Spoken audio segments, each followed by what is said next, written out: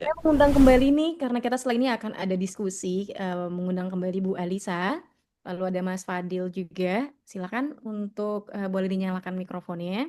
Dan tadi saya sudah juga mengajak Bapak Ibu yang bergabung di Zoom kali ini untuk bertanya, boleh langsung raise hand atau jika ada kendala koneksi boleh dituliskan di kolom komentar.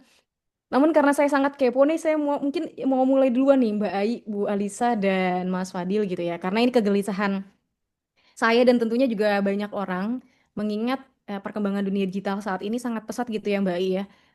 Terakhir kita dapat berita di Indonesia misalnya Farel Prayoga dulu sempat kena eksploitasi.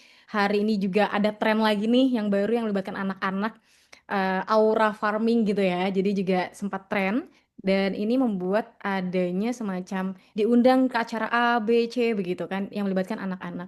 Nah, dari sudut pandang ini saya meminta pandangan dari ketiganya supaya memantik diskusi ke depannya.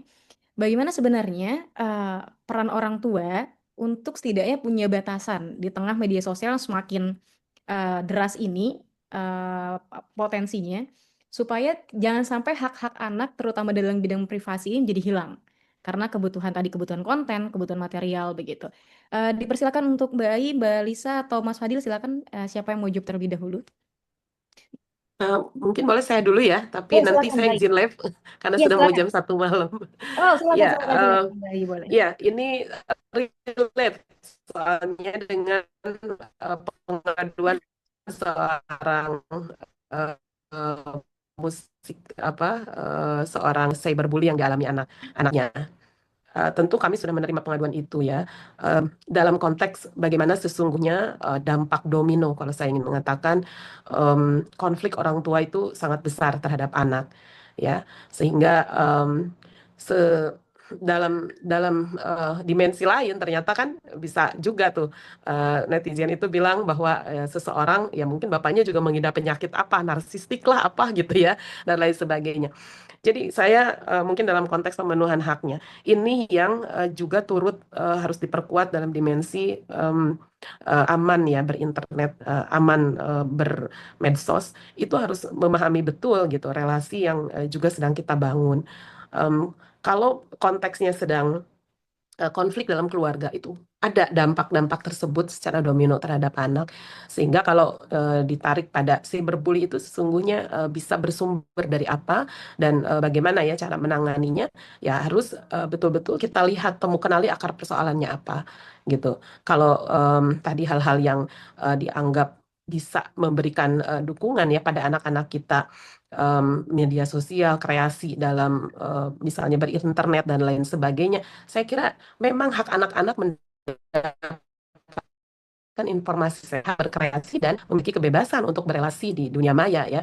Tetapi batasan yang dimaksud adalah tentu seraya dengan memberikan perlindungan terhadap anak-anak kita di di radar dunia maya itu.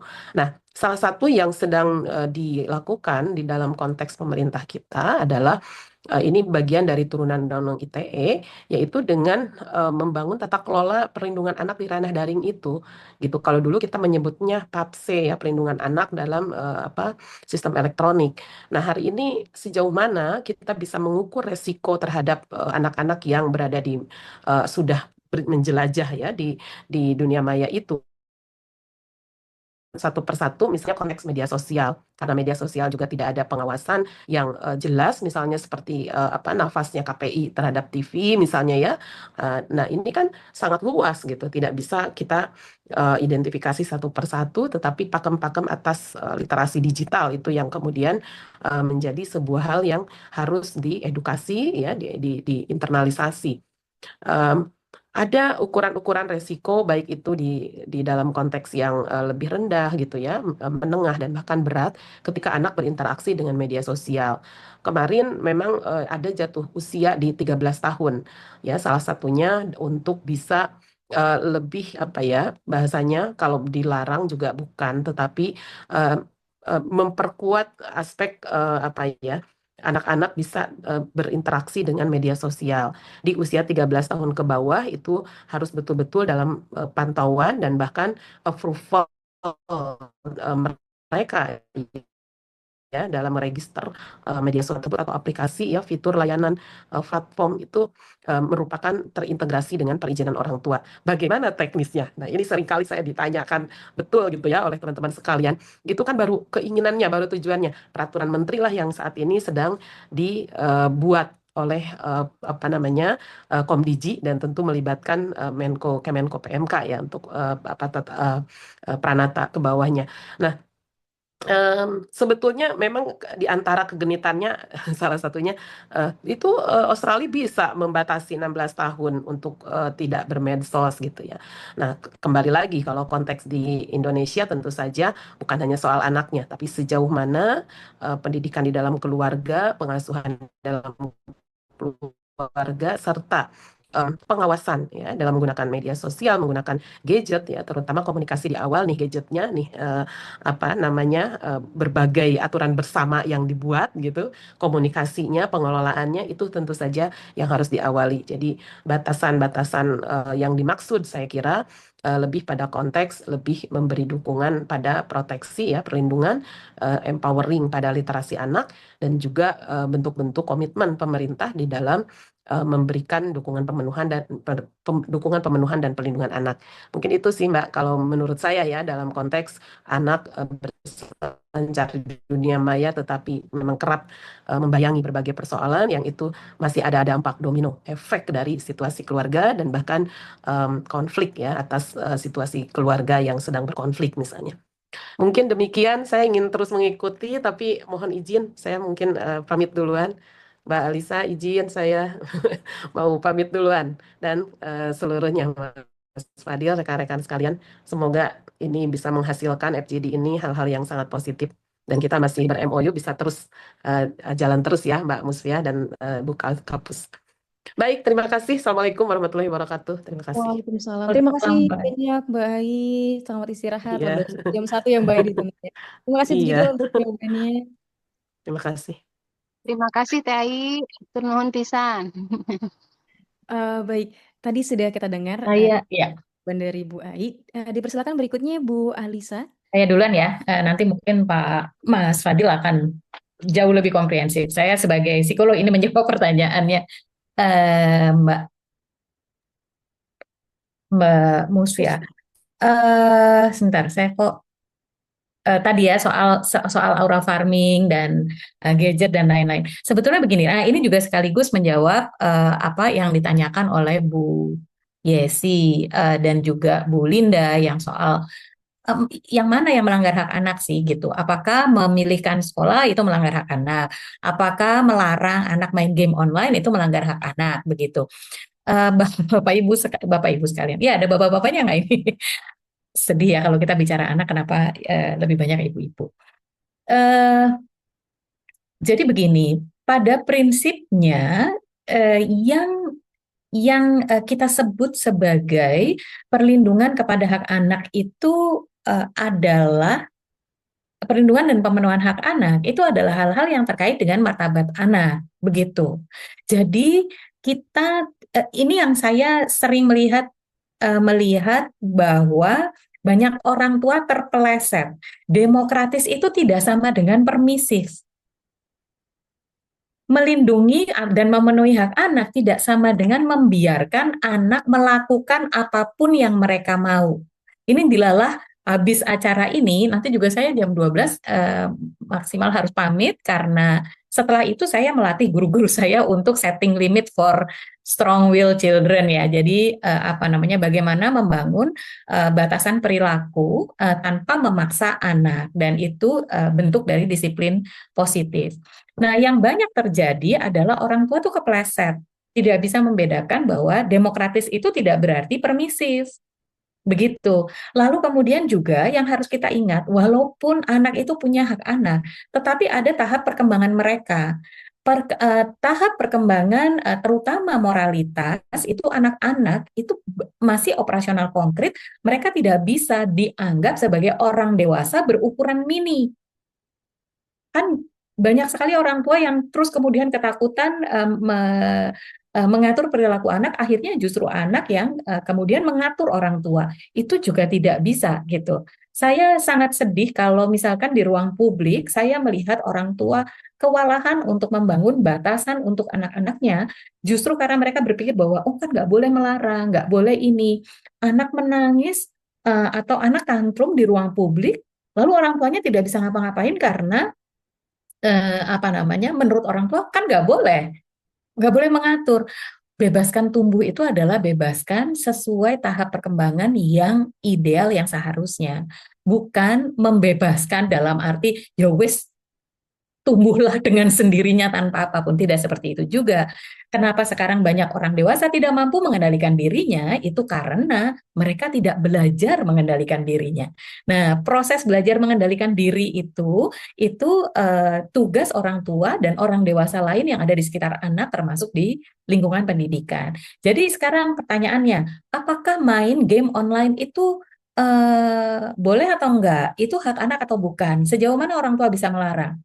Satu, dilihat dulu kontennya berbahaya atau tidak. Segala hal yang membahayakan anak, orang tua itu perlu untuk menjaganya. Itu bagian dari pemenuhan hak tumbuh kembang anak dan hak atas ruang aman anak, gitu. Kalau games tersebut mengandung hal-hal yang membahayakan, boleh untuk kemudian membuat aturan terkait hal tersebut, begitu. Lalu yang kedua, proses pengambilan keputusannya melibatkan anak tidak, gitu. Itulah yang disebut dengan demokratis. Demokratis itu artinya kita membuat kesepakatan apa yang boleh, apa yang tidak boleh, dengan sumber utama adalah orang tua. Lalu ketika kesepakatan itu sudah ada, ketika anak melanggar, anak mendapatkan konsekuensi. Itu namanya demokratis. Gitu. Jadi pada saat membuat aturan, aturan itu dibuat dengan melibatkan anak. Tidak semena-mena orang tua. Ini eh, boleh nggak ya saya tampilin sedikit yang sedang saya buat ini? Saya buat apa namanya? Bentar. Ini bahan saya untuk acara tadi siang. Ini. Jadi otoriter itu tegas, tapi tidak menghargai anak. Permisif itu penghargaan terhadap anaknya terlalu besar, tetapi tidak tegas. Campuran itu siso, apa namanya, kayak jungkat-jungkit gitu, apa kayak bandul gitu ya. Tergantung situasi. Kalau ibunya lagi bete atau bapaknya lagi stres, nggak boleh. Kalau bapak ibunya lagi apa namanya santai, boleh misalnya, atau sebaliknya. Nah, yang demokratis itu adalah tegas tapi menghargai anak gitu. Nah, jadi mengambil keputusan tentang games itu, misalnya begini, Dek, games ini untuk anak usia 13 tahun ke atas, kamu kan masih 10 tahun, nanti kalau sudah 13 tahun, boleh. Itu oke, gitu. Jadi anak tahu bahwa kenapa tidak boleh, dan dibuat kesepakatannya dengan anak. Atau misalnya soal kecanduan gadget. Kecanduan gadget itu sebetulnya kita bisa membuat kesepakatan dengan anak. Apa namanya, berapa lama waktu yang boleh mereka gunakan dalam sehari, misalnya 1 jam gitu untuk main lewat gadget, tetapi sekali main hanya 20 menit misalnya gitu. Ya sudah, anak dibiasakan untuk dibuat aturan itu, dan aturan itu harus mendapatkan persetujuan dari anak, tetapi juga orang tua tetap sebagai dalam tanda kutip pemain utama begitu. Dan itu sangat bisa. Sangat bisa. Kami mengajarkan para orang tua di playgroup TK kami itu untuk menyampaikan kepada anak bahwa sampai anak-anak itu berusia 18 tahun, ayah sama ibu atau papa sama mama itu masih menjadi penanggung jawab perkembanganmu. Jadi ayah sama ibu atau papa sama mama menghargai kamu punya kebutuhan pasti dan kamu punya keinginan. Tapi demi kebaikan kamu, nanti dalam hal-hal tertentu papa sama mama ya yang ngatur gitu.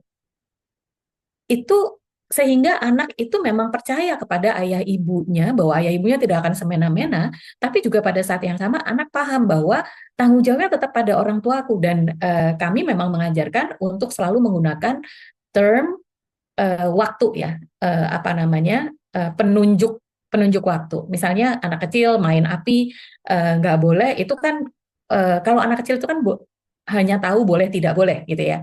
Tidak boleh, tidak bisa kita misalnya ngajarkan anak umur 2 tahun, Dek, jangan main di halaman di pinggir jalan, nanti kamu kalau larinya kekencangan terus ada mobil jalan dengan 100 km per jam, kamu ketabrak begini-begini. Mereka nggak akan bisa. Mereka tahu bisanya ya boleh, tidak boleh gitu. Tetapi boleh itu untuk kebaikan mereka, tidak boleh pun untuk kebaikan mereka. Itu yang mereka perlu pahami kan gitu. Nah, eh, eh, ketika kita menyampaikan itu dan anak percaya pada kita, maka kita akan lebih dihargai oleh anak-anak itu, karena kita juga tahu bahwa anak juga tahu bahwa perspektif orang tua adalah untuk kebaikan saya begitu, dan diambilnya itu dengan melibatkan mereka gitu.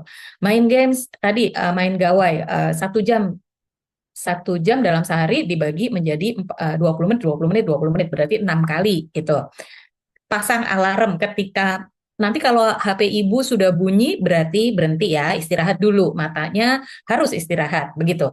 Ketika dia merengek-rengek, ketika misalnya 20 menit nggak selesai merengek, itu masalah batas tegas gitu. Nah, ini slide berikutnya. Tapi udahlah ya, nanti apa namanya hal yang berbeda. Itu masalah batas tegas. Apakah anak langsung menerima konsekuensi atau tidak? Apakah anak kemudian diajarkan bagaimana menenangkan diri pada saat dia mencapai batas perilakunya gitu.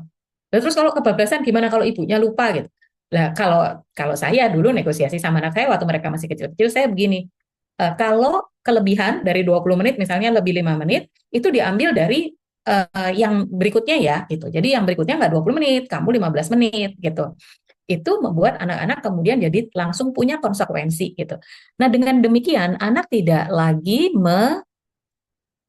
menganggap orang tua itu otoriter, atau di sisi yang lain, menganggap orang tua itu permisif, oh bisa dimainkan. Karena anak itu, ibu-ibu sekalian, bapak ibu sekalian, anak itu kan sebetulnya rules of the game-nya untuk mereka cuma 2. 1, lakukan apa yang efektif, maksudnya untuk mendapatkan apa yang mereka mau gitu. Kalau dengan cara nangis atau tantrum itu mereka bisa mendapatkan apa yang mereka mau, ya mereka akan lakukan itu terus gitu. Yang kedua, power play. Gitu, power play. Power struggle. Tinggal lihat menang-menangan siapa nih gitu. Kalau saya dengan cara seperti ini menang saya, ya sudah dia akan melakukan itu terus begitu. Dan yang terakhir, negative attention is always better than no attention. Gitu. Jadi tinggal ini aja sebetulnya tinggal bagaimana mengatur perilaku anak itu secara dengan disiplin positif sehingga anak tidak merasa terpaksa. Jadi tidak usah khawatir sama tadi Bu Yesi tadi, kalau ingin sekolahnya di tempat lain, ya diskusikan aja sama anak gitu. Dan kalau misalkan kalau saya biasanya hitung-hitungan ya Ibu, artinya begini, kalau dalam hal ini, dalam konteks ini, mafsadahnya lebih besar, saya akan menggunakan kartu orang tua saya gitu. Maaf ya, Ibu tahu kamu nggak senang dengan pilihan ini, tetapi ini karena pertimbangan ini, jadi Ibu memilih sekolahmu itu lebih baik di sini gitu. Tapi kalau dalam hal-hal tertentu, saya akan menyerahkan kepada dia, karena saya menganggap ini kesempatan dia untuk mengambil keputusan, ini kesempatan dia untuk belajar bertanggung jawab atas keputusan tersebut, begitu. Jadi, oke, maunya di situ, oke. Tapi konsekuensinya bangun lebih pagi loh, gitu. Itu mungkin karena saya terinspirasi dulu pengalaman dengan almarhumlah Gus Dur ya. Ketika saya mau masuk SMA yang saya tuju itu SMA Negeri 8 Jakarta yang udah elitnya se-Indonesia gitu. Tapi itu jaraknya jauh sekali, sehingga saya harus berangkat 5:30 pagi gitu dari rumah di Ciganjur. Saya tanya ke Gus Dur waktu itu, Pak, aku pengen sekolahnya di SMA 8, tapi SMA 8 itu jauh banget, nanti aku berangkatnya subuh, dan ya soalnya yang paling elit itu sih gitu. Terus jawaban beliau waktu itu cuma begini, setiap pilihan itu ada konsekuensinya, ya dilakoni baik gitu. Nah, pada saat-saat tertentu, anak memang harus belajar untuk mengambil konsekuensi. Kalau dia masuk ke sekolah itu tapi ternyata dia akhirnya tidak happy atau apa, ya itu konsekuensi yang harus dia terima. Dan kadang-kadang pelajaran menerima konsekuensi itu jauh lebih penting daripada si keputusan itu sendiri. Tapi tentu Ibu ngukur ya tadi itu pro and cons-nya gitu. Intinya adalah diskusikan dengan anak batasan-batasan perilakunya, be consistent, dan jangan lupa anak bukan orang dewasa berukuran mini, mereka juga perlu untuk mendapatkan pertimbangan orang tua. Begitu. Terima kasih banyak Bu Alisa. Ini statement terakhirnya menarik nih. Anak bukan orang dewasa berbentuk mini gitu ya. Jadi dia juga punya haknya, punya waktunya. Dan ini terima kasih jawabannya Bu Alisa. Terakhir dari Mas Fadil, masih ada kan Mas Fadil? Yap. Ya, Mas Fadil mungkin jawabannya bisa sekalian dirangkum dengan beberapa yang masuk juga nih di kolom komentar karena mirip-mirip ya tentang bagaimana menjaga hak anak. Dipersilakan Mas Fadil. Oke, terima kasih. Pertama, saya sepakat dengan tadi yang disampaikan oleh Mbak Alisa ya, bahwa pelibatan anak atau partisipasi anak itu tidak berarti orang dewasa atau orang tua auto setuju. Gitu. Ada dalil yang mengatakan di dalam konsep partisipasi anak itu adalah anak memiliki hak partisipasi untuk terlibat, tapi anak tidak memiliki hak untuk menentukan kehidupannya sendiri. Artinya di situ ada peran orang dewasa gitu ya dalam pembuatan keputusan yang berhubungan dengan anak. Tapi harus ada ruang yang diberikan dari orang tua kepada anak gitu ya, ruang diskusi, ruang dialog, sehingga tujuannya adalah untuk memastikan bahwa ada perspektif anak yang bisa kita dengarkan. Jangan sampai ada hal-hal yang anak pikirkan ternyata belum kita pertimbangkan. Ada hal-hal yang menurut perspektif anak ini penting, tapi belum masuk ke dalam poin-poin pertimbangan kita. Makanya balik lagi tadi terhadap keterlibatan anak atau pandangan anak itu rules of the game 3 yang dilakukan oleh orang dewasa. 1 adalah didengarkan, 2 adalah dihargai, 3 adalah dipertimbangkan. Disitulah nanti muncul ruang dialog ketika misalnya orang dewasa atau orang tua tidak setuju terhadap pandangan anak. Disampaikan feedbacknya apa. Yang pasti apa yang menjadi masukan anak sudah dipertimbangkan. Tidak ada tahapan lain selain 3 itu. Tidak ada tahapan bahwa suara anak atau pandangan anak perlu langsung disetujui gitu ya. Jadi itu suatu hal yang harus kita sepakati bersama agar ketika kita berusaha melibatkan anak, memberikan ruang itu kepada anak, tetap ada batasan-batasannya. Dan saya sepakat juga bahwa orang dewasa atau orang tua tetap punya kartu truf, hak veto untuk menentukan kehidupan anak ke depan, termasuk dalam memilih sekolah. Tapi sebagai orang tua kita juga harus bijak menentukan kapan hak veto sebagai orang tua itu diberikan, gitu ya, dikeluarkan setelah memperhatikan, mempertimbangkan pandangan-pandangan anak. Gitu. Ada juga beberapa hal yang berkaitan tadi ya terkait dengan ranah digital. Saya memandang bahwa selama ini ya dalam berbagai fenomena di kehidupan kita sehari-hari, gawai atau gadget screen time itu dianggap sebagai pengasuhan darurat. Ya.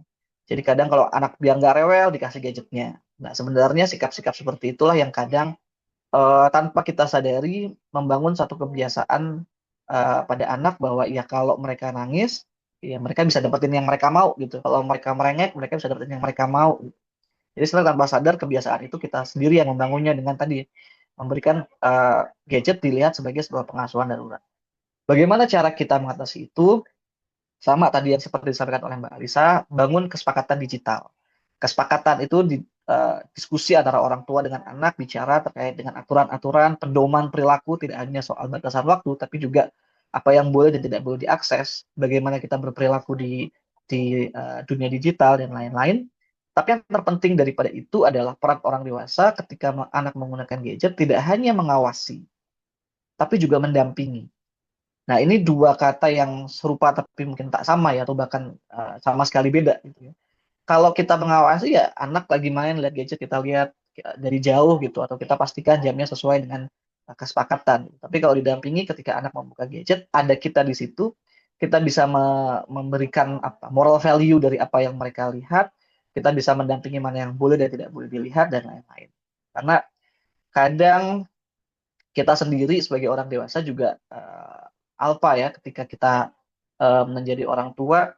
Tadi sempat disinggung soal parenting, bagaimana kita membagikan foto atau gambar dari anak-anak tanpa izin, ya. Sedangkan kami dalam beberapa aliansi NGO yang peduli terhadap anak, selama kami berkegiatan dengan anak, segala dokumentasi harus mendapatkan persetujuan anak atau orang tuanya. Nah ini juga hal-hal yang sebenarnya sederhana, tapi sulit untuk dilakukan. Jadi sekali lagi beberapa tahapan tadi yang membangun kesepakatan digital, mendampingi tidak hanya mengawasi dan juga menjadi teladan di dunia digital itu yang bisa dilakukan oleh orang.